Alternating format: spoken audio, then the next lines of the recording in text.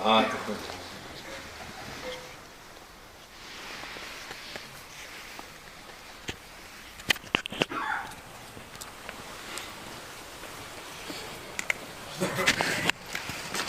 عليكم. أعوذ بالله من الشيطان الرجيم. بسم الله الرحمن الرحيم. والصلاة والسلام على رسولنا محمد سيد الأولين والآخرين. مدد يا رسول الله، مدد يا سادات أصحاب الرسول، مدد يا مشايخ دستور مولانا شاء الله فعز شيخ محمد فعل مدد طريقتنا الصحبة والخير في الجميع. بسم الله الرحمن الرحيم. إن الله مع الذين اتقوا والذين هم محسنون. صدق الله العظيم. Allah Azze ve Celle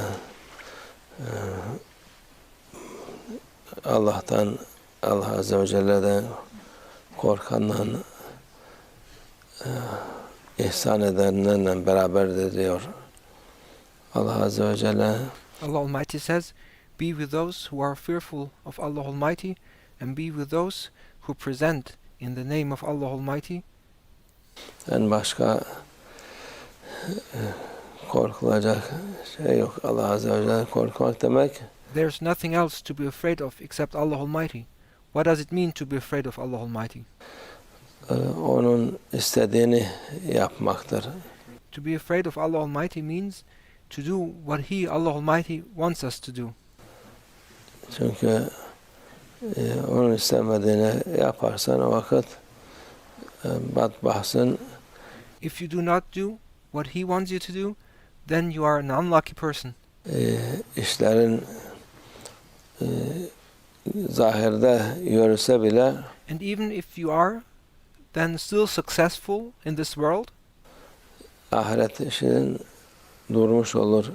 you will be unsuccessful in the hereafter and you will be a loser in the hereafter.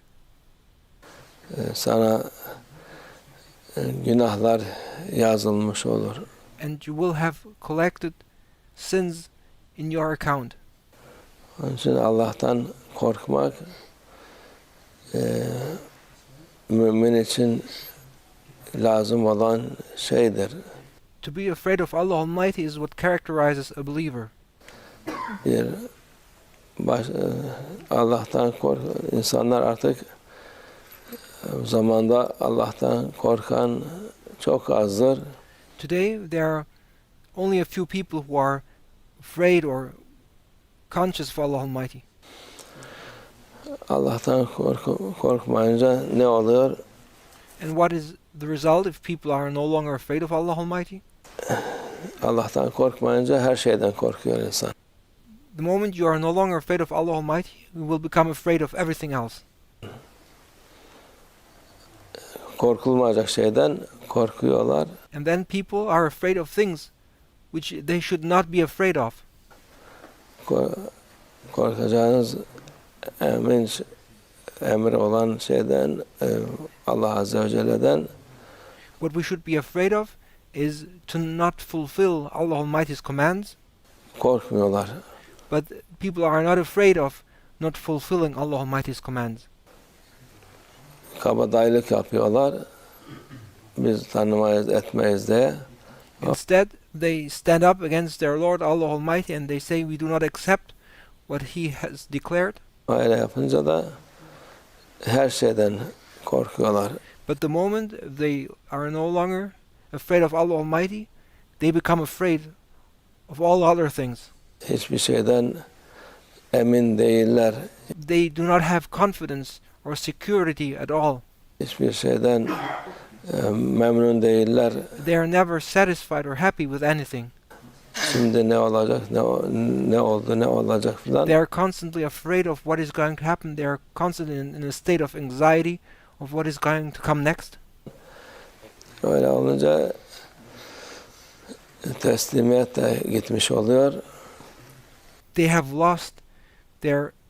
lost their confidence in Allah Almighty, and they are no longer in a state of surrendering to the will of Allah Almighty. Hiçbir şey onları korkularından emin edemiyor, yani korkularından.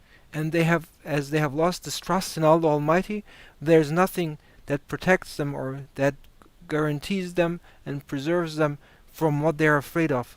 Kurtaramıyor. and they cannot be saved from what they are afraid of. Bu zamanın insanları da çoğu insanın And this is the state most people find themselves in today's time. bu korkudan dolayı bazıları evden çıkmıyor, bazıları Because of this fear and of this anxiety, there are people who do not leave their houses. ne yapacağını şaşırmış. People do not know what to do.